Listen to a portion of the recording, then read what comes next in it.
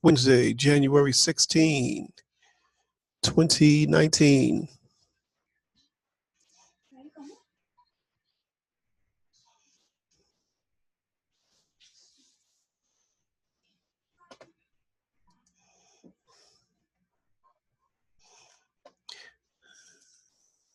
As I said, Wednesday, January 16th, 2019.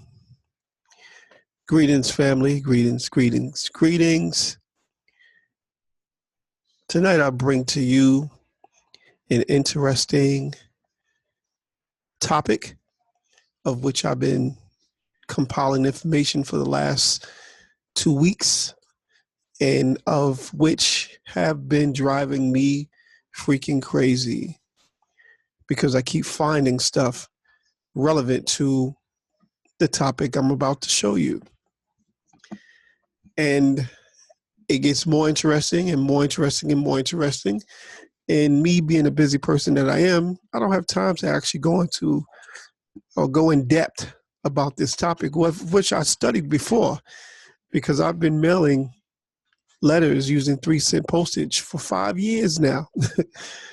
I've done the research years before, and I did limited research. The research that I've done gave me the overstanding and the balls to actually do it then, and I've been doing it ever since. So let's dig in. Now, I'm going to let's do it now. So when you replay this video, you can actually go through by yourself and look up these links, of which I'm going to pull up for you. But in case you want to do your own due diligence, this is where they are. This is what they are. Because a true presenter shows his references and sources. And this information at the bottom, I'll show you, or we'll come back to, because I need to go through exactly what's going on here. But just concentrate on this up here. So these are the links, of which behind this page are already pulled up. So I'll move this over and let's dig in, folks. Now, first and foremost, some people are saying, oh, yeah, this is not legal. You know, you're going to get in trouble. And the postal police is going to be knocking at your door and yada, yada, yada. Okay. The federal law enforcement and security arm of the U.S. Postal Service, U.S. Postal Inspection Service. This is the link: mail fraud, fraud schemes, etc.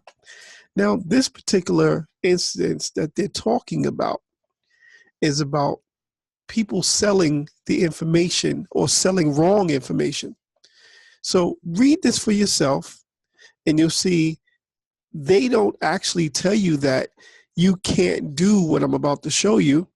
They're telling you about the individuals that were selling this crap. Now, let's just go down here. Or you know what? Let's take the time. Let's take the time. 6 cent, another shortage or short paid postage. Now, mind you, this is 6 cent. We deal with 3 cent. And I'll go into anyway. Since about 1988, unscrupulous people have promoted a fraudulent scheme to sell secret information that claims it is legal to send a first-class letter for only 2 cents, 3 cents, or 6 cents, for various prices often ranging from $5 to $20. The promoter sends you a copy of an outdated federal law that was eliminated by the Postal Reorganization Act. Remember that act that they're talking about. Remember that act. Pull it up for yourself, read it, and see if they're truthful in what they're saying. Don't be misled by a promoter claiming that his letter advertising a secret reached you with only a 2 cent, 3 cent, or 6 cent stamp. A few underpaid letters do get through the Postal Service. Postal Service's automated mail processing equipment, but most don't. So If you buy the secret, not only will you be wasting your money, you will also have any short paid letters you send either returned to you or delivered to the addressee, who will be charged the additional postage due.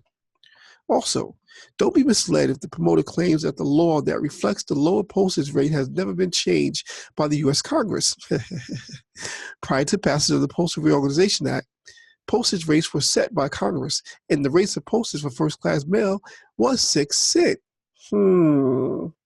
However, when the Post Office Department became the U.S. Postal Service, when the Post Office Department became the U.S. Postal Service, when the Post Office Department became the U.S. Postal Service, got to remember this stuff, people. The power to prescribe postal rates was delegated to the Post Office. To the Postal Service. Under the new law, postal rates were no longer established by direct legislative enactment, but through administrative action by the by the Postal Service Board of Governors and the Independent Postal Rate Commission. Also, Section 3 of the Act provided that postage rates, as well as classes of mail and fees for postal services prescribed before the effective date of the new law, were to remain in effect until they were changed in accordance with the new administrative rate making procedures outlined by the Act. If you begin selling obsolete postal rate material to others, you will be engaged in a promotion which violates the false representation statute, Title 39, Section 300 or 3005. It may be a violation of the mail fraud statute, Title 39, United States Code, Section 1341, a federal felony law. Again, if you begin selling obsolete postal rate materials to others, you will be engaging in a promotion which violates the false representation statute. I'm not selling you crap. I'm giving you information, and it will be contrary to what they're talking about here, because this isn't signed by anybody. It's just a notice from the United States Postal Inspection Service. Anyway, I'm going to give you comparable information to study, to look up on your own, that will definitely contradict what they are saying here. And mind you, they are a corporation for profit. They are out to make a buck, and this is advertisement. And they can say whatever they want to say. It doesn't have to be legal or lawful, because it's for entertainment purposes only, although they don't give you that disclaimer. However, trust me, what I'm about to show you will totally conflict with this crap that they're talking about. However, also, when you look at this statement, again, if you begin selling obsolete postal rate material to others, you'll be engaged in a promotion which violates the false representation statute. They are telling you about the scheme of people selling this information. And if you do that, they're going to come after you. When you open your mail, if you receive an offer for an information packet on how to send first-class mail using only a 2 cent, 3 cent, 6 cent stamp, give the envelope and its contents back to your postal letter carrier. Forward it to your local postmaster or to the nearest postal inspector. So they're talking about a specific incident of people committing fraud. What I'm about to show you is not fraud by no stretch of the imagination.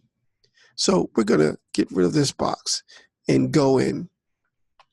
Now, the United States Post Office, United States Post Office, a government agency in the interim, all government, was transformed or sold to a private for-profit corporation in 1971.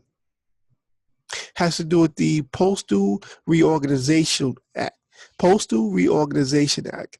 Postal Reorganization Act. You gotta look that up. You gotta read it. You gotta understand what the hell is going on. The United States Post Office, the government, is the government agency. United States Postal Service is a for-profit corporation. Okay? Look it up for yourself. Don't believe nothing I tell you. Look it up for yourself. Don't believe nothing I tell you. Let's go here. Now, I need to refer to my notes to figure out why I have this. Oh, we're looking at the finances and rates. Okay. Give me a second. We shouldn't be looking at the history. 37M. This link is wrong. Give me 1 second so I can correct it.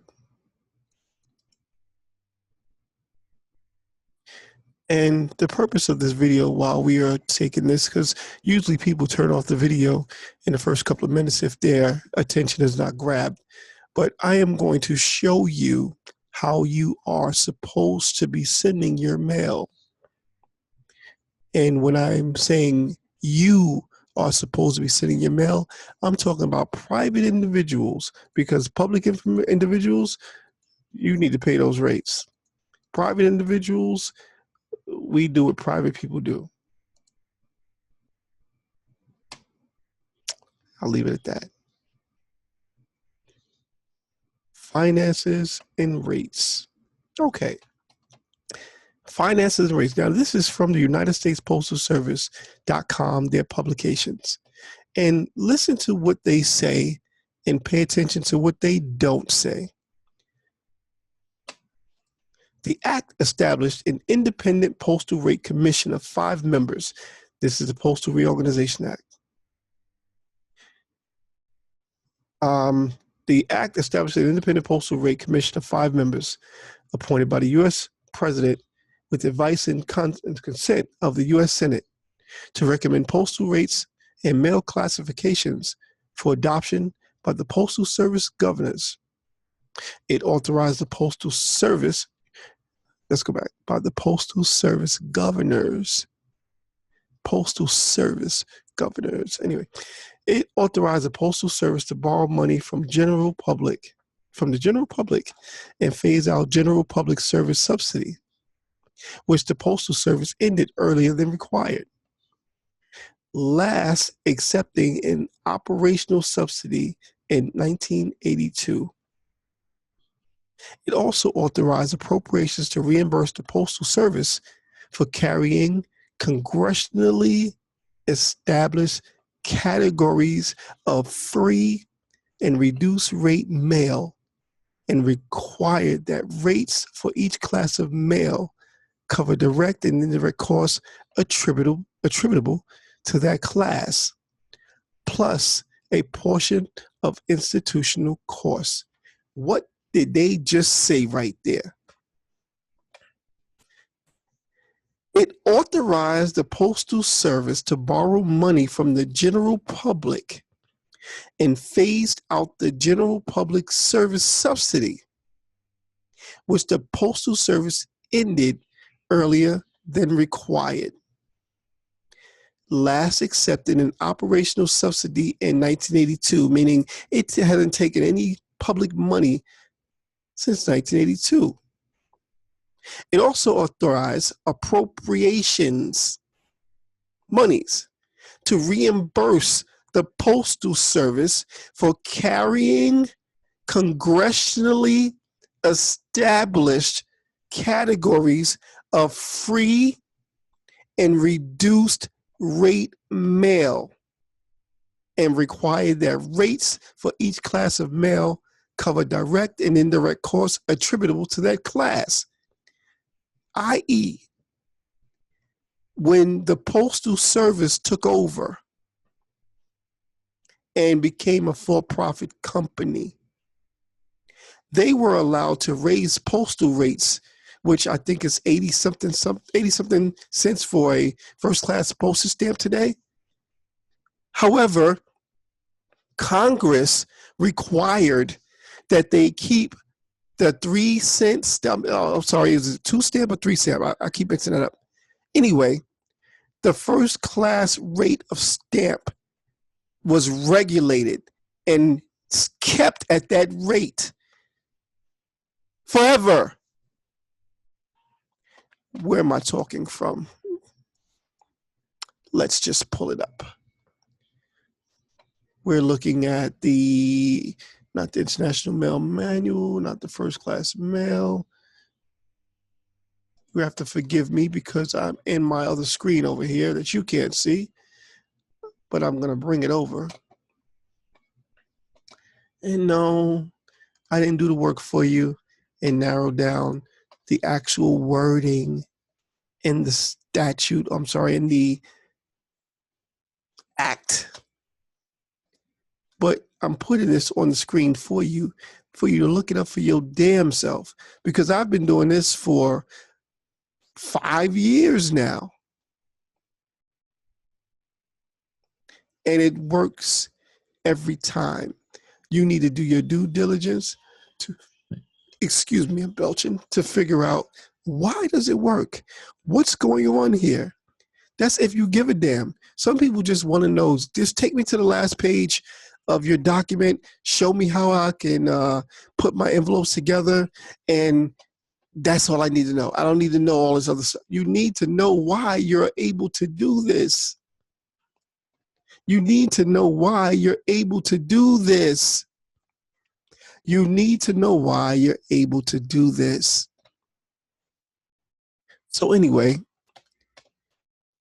in their publication, which you can pull up, it's not old news, it's new news.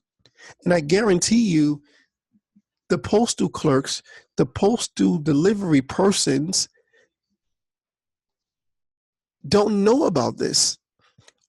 Or maybe they do, but they're going to act dumb. I know a lot of postal carriers don't, because I've asked a few, and they have no idea. There's an international mail manual, and there is a domestic mail manual. What the hell am I talking about? Google International Mail Manual and put in PDF. It will actually bring you to the PDF of the International Mail Manual. But also, if you look in the list that they're giving you here, there's a domestic mail manual, of which domestic means inland, on the land. International is outside of the country that you're in. Now, when I talk about outside of the country that you're in, a lot of people don't know that if you are in the state of New Jersey, the state of New York is a foreign country. I need to have one of Clue's bombs drop for that, because people didn't realize what I just said. If you are in the state of New York, or on, because you really can't be in the state, but on the state of New York, the state of New Jersey is a foreign country.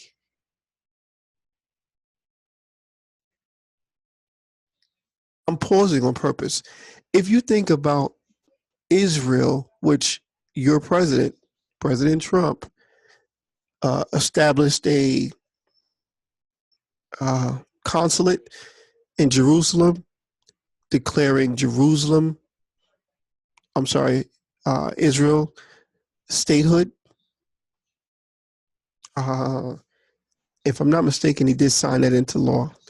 I could be wrong. I stand to be corrected if I'm misquoted, if I'm stating false facts. Please correct me. However, the state of Israel is a geographical landmass that sits next to a geographical landmass called Palestine, which is not too far from another geographical landmass called Iraq or Iran. These are different countries, but they're located miles apart, as is New York, New Jersey, Pennsylvania. So just because we have states, geography was not really pushed in high school as it should have been, sadly. But you got to know what the hell is going on around you. And I say all that to say this. International mail. Now, let's do this. I have the International Mail Manual up here.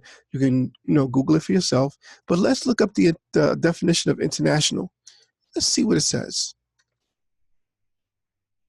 For shits and giggles. International definition.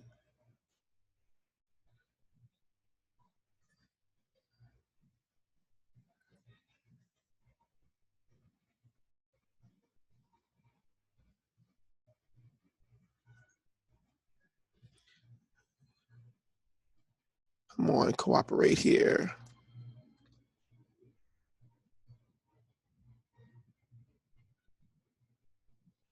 International definition.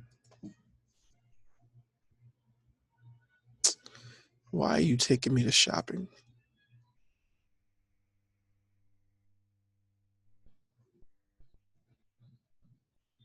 Also not going to cooperate for the purpose of this video.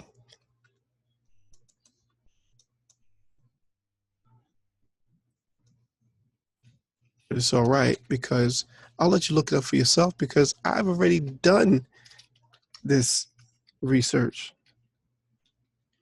International definition and all. Come on. Existing, carried on between two or more nations. Well, New Jersey is a nation. New York is a nation. Or even better, let's look up nation. Now, you got some naysayers that are sitting watching this video saying, see, he fucked up. You don't know what he's talking about. This and that. Shut up. A large body of people, common descent, history, culture, language, having a country or a territory. Yes, hello, country, state, land. A synonym of a nation is a country, a state, a land. All right? But let me blow you away with this one. How many people knew that New Jersey and New York had skirmishes or like a mini war? 0.0. 0.0. Let's pull my information over to that screen. Give me a second.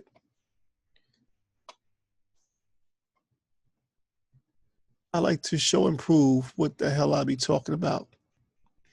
Okay, I believe it was called a line war. Excuse me, a line war. I'm going to bring over New Jersey. Where did it go? Oh.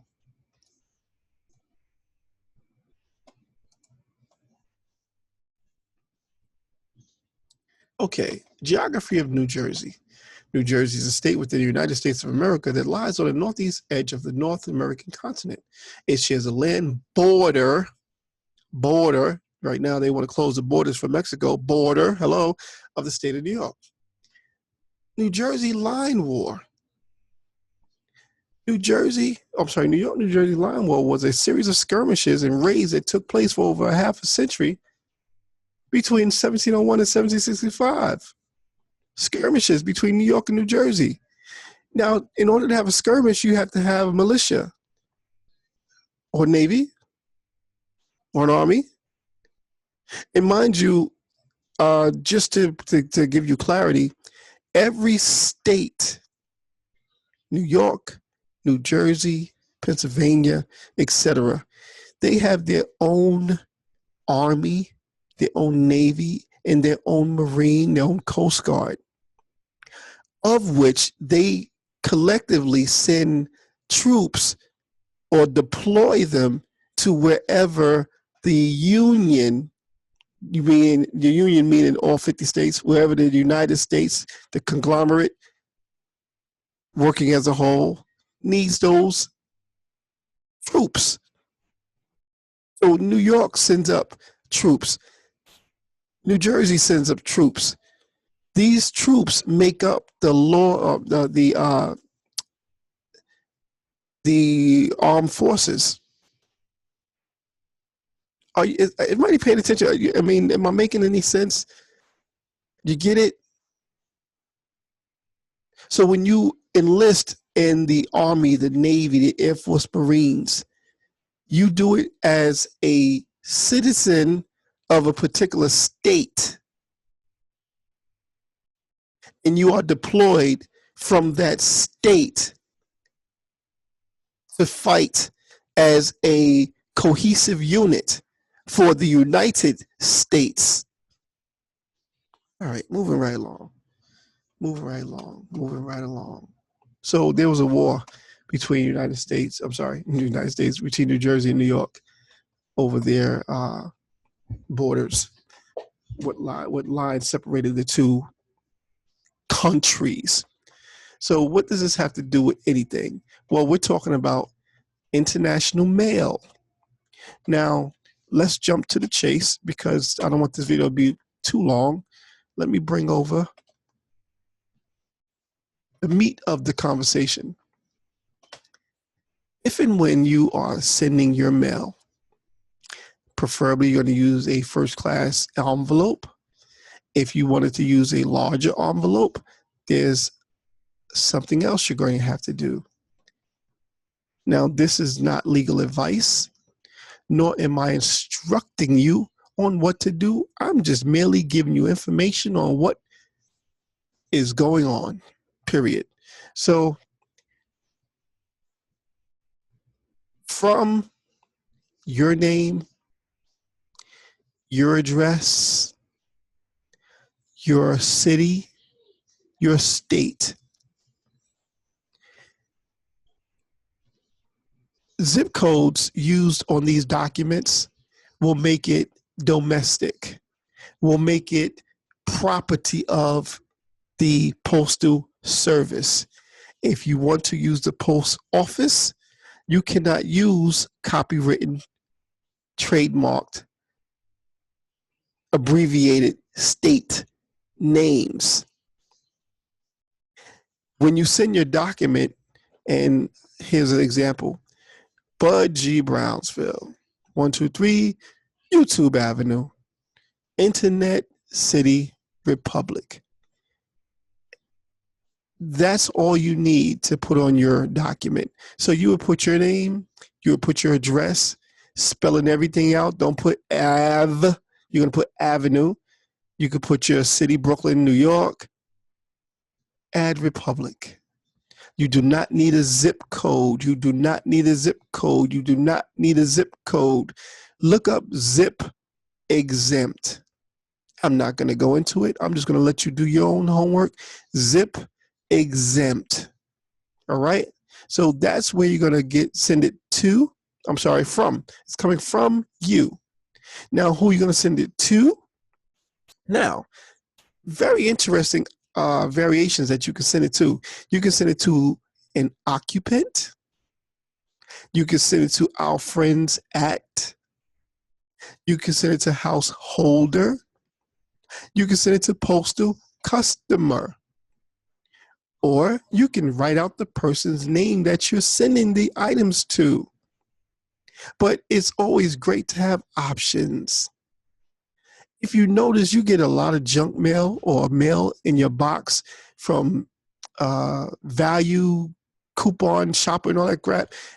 Bet you it says occupant, or it might say our friends at, or it might say postal customer, and it still ends up in your box because it's allowed. There's a rule that allows that to be done like that.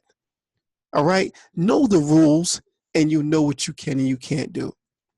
So when you send in your mail out, you can send it to occupant and put their address spelled out. And after the city, you're going to put Republic. This keeps it private. All right. Now, this is what goes on the envelope. It can go here. It can go here. It can go in the middle. It can go in the middle here. As long as you do not crowd this area here, and as long as you don't crowd this area here, or this area here, because the mails have to be standard. The return address is here, the sender's address is here, and this area for postage and cancellation of the stamps. All right? So you can use this or you can use this. Now, I'll get into this in a moment. So let's go here.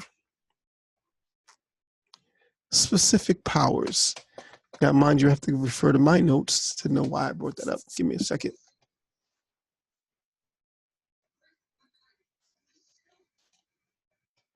Specific powers.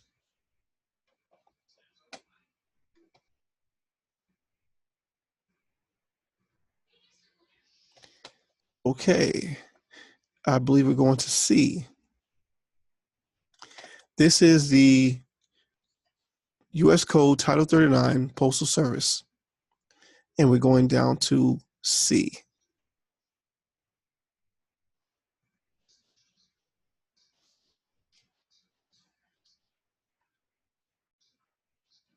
We're going to this C. The Postal Service shall maintain one or more classes of mail for the transmission of letters sealed against inspection. The rate for each such class shall be uniform throughout the United States, its territories, and possessions. One such class shall provide for the most expeditious handling and transportation of forwarded mail matter by the Postal Service. No letter of such a class of domestic origin should be opened except on the authority of a search warrant authorized by law or by an officer or employee of the Postal Service for the sole purpose of determining an address at which the letter can be delivered or pursuant to the authorization of the addressee. This is the 39 U.S. Code 404 specific powers, and you're going to scroll down to C. Now, mind you, don't just scroll down to C. Read the entire code and understand what the hell is going on and why I concentrated on C for you. Okay? Close that one out.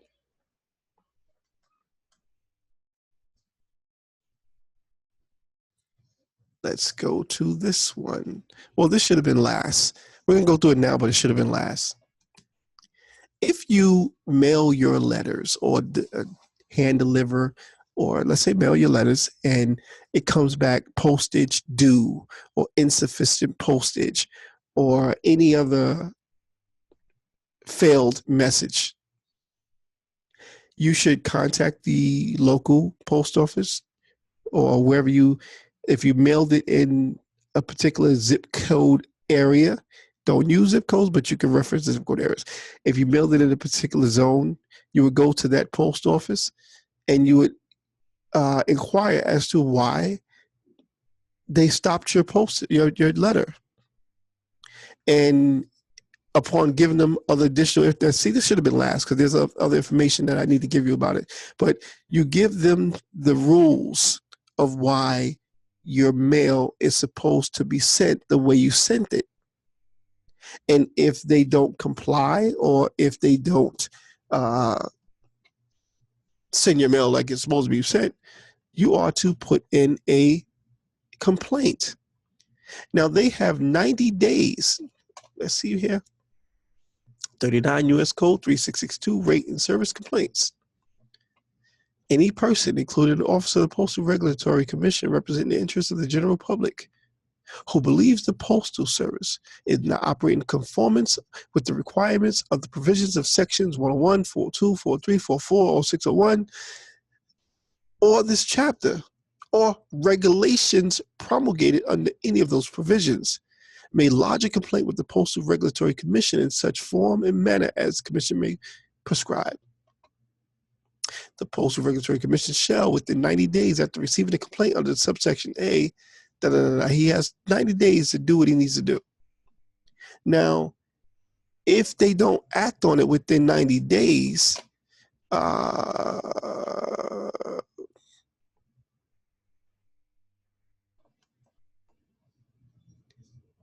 is the answer?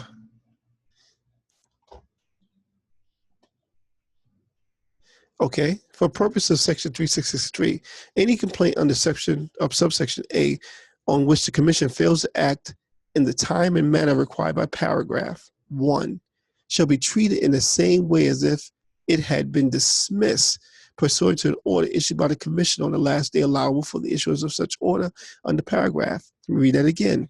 Treatment of complaints not timely acted on.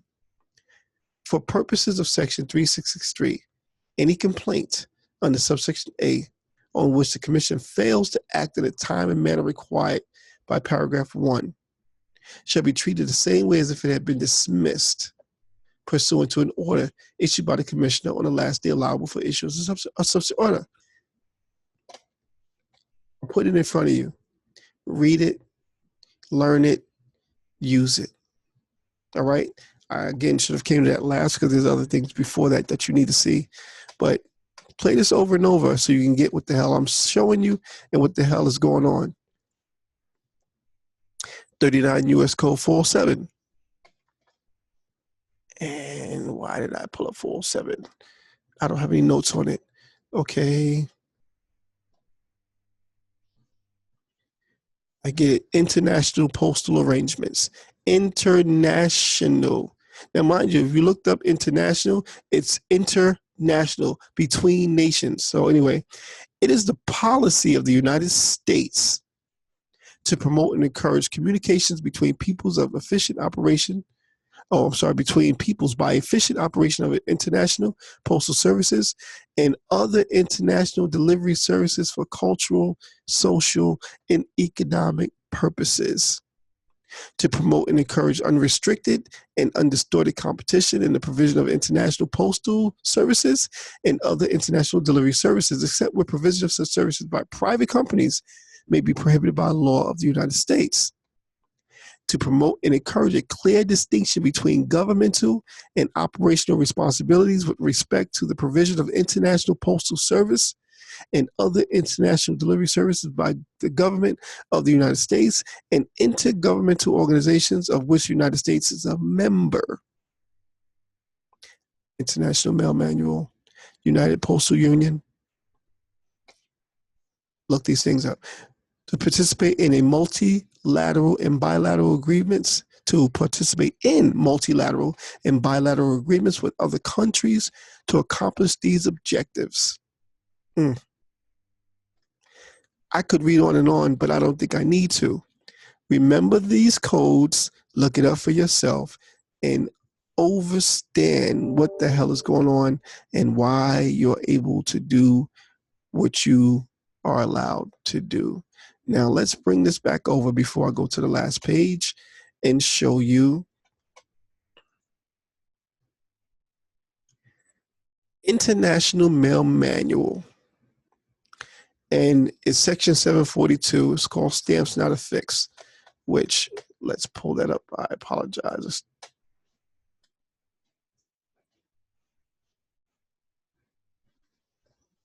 In the International Mail Manual, now this is what you would bring to the Postal Service, you know, that office or that location where you're bringing your mail to.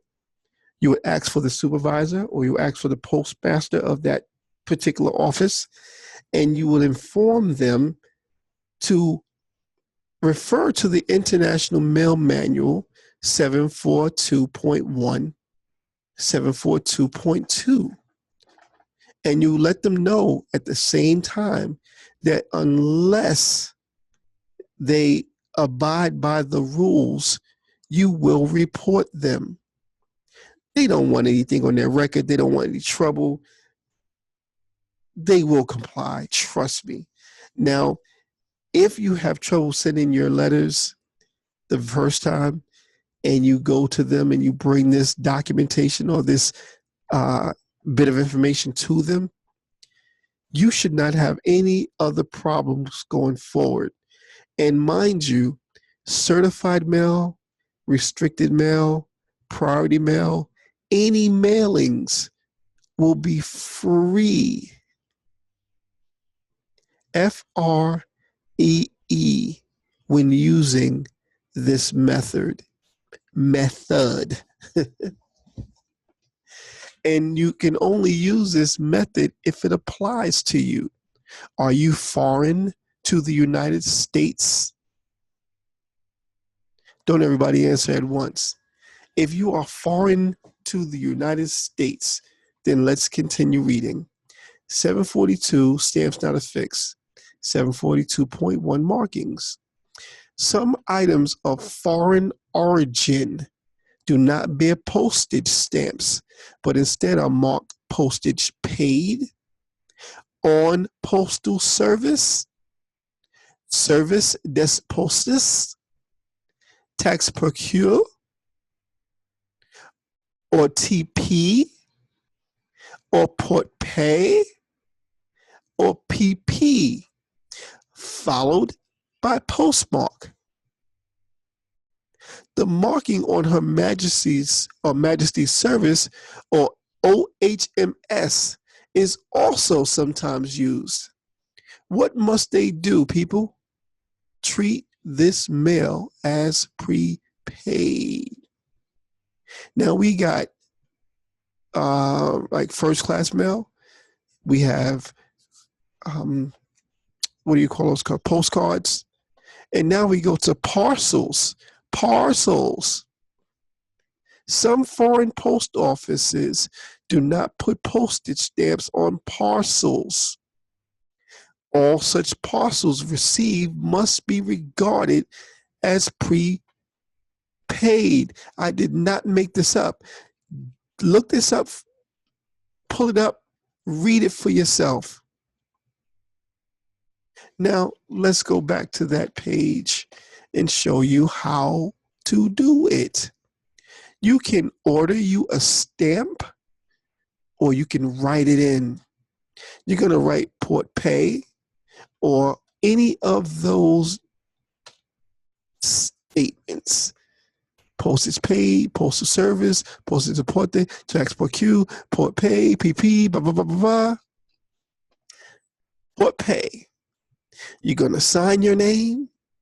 You're going to put your thumbprint. And you would put IMM 742.1, comma, 742.2, Foreign Office of Origin. It's all you need on the envelope. Besides the return address and the addressee, stick it in the mailbox, and it will get to the destination with no problem. So people, you are supposed to be mailing your letters for 3 cents or using foreign access.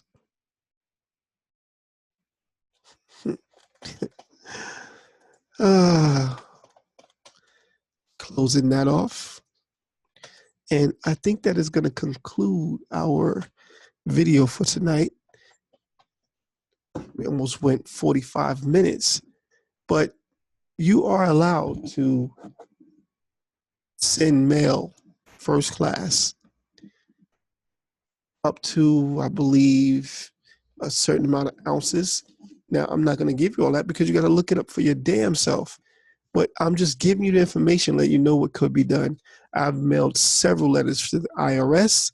I've mailed letters to utility companies. I've mailed personal letters to family and friends using both methods that I just showed you, which I'll pull up again and leave there until we close out. If you are private and you are foreign to the United States, every time you send out a piece of mail, every time you conduct business, you need to be doing it privately. And if you're doing it privately, you're not using any zip codes. You're not abbreviating anything in your address. At one time, my mailbox is 103. Or my private mailbox is 103. At one time, I was writing out in words 103. And then I kind of calmed that down. I don't need to. It's 103 such and such. But you're not going to put PL for place. You're going to write out place, PLACE. For street, you're not going to put ST. You're going to write out street. For avenue, don't put AVE. Write out avenue. And very important, when you put the city and the state, immediately after the state, you need to put republic, because for which it stands. One nation under God. It's to the republic, the republic, the republic. Because we've been bamboozled, hoodwinked, and run amok, they've put us in a different sphere. It's make-believe land. And you are playing your part too well. You need to come out from among them, and you need to wake up, and you need to realize where you are and what's going on. All right? So when you wake up and you realize where you are and what's going on, they won't be raking you through the coals or fleecing you like sheep. They go after those that don't fight back. All right? So this has been a presentation on 3-cent stamps and the International Mail Manual. I apologize for not mentioning that in the beginning of the video, but this is just a presentation to show you what you can and should be doing. Private people do private things. And on that note, I thank you for your time. I thank you for putting up with me. And please click like, subscribe, share this video, and definitely comment whether you like it, you didn't like it, or what have you. Okay? Thanks again. I'm Bud Brownsville. You can reach me on YouTube here. You can reach me on Instagram, Facebook, or you can email me at webmaster@budbrownsville.com. That's webmaster@budbrownsville.com. Peace and be well.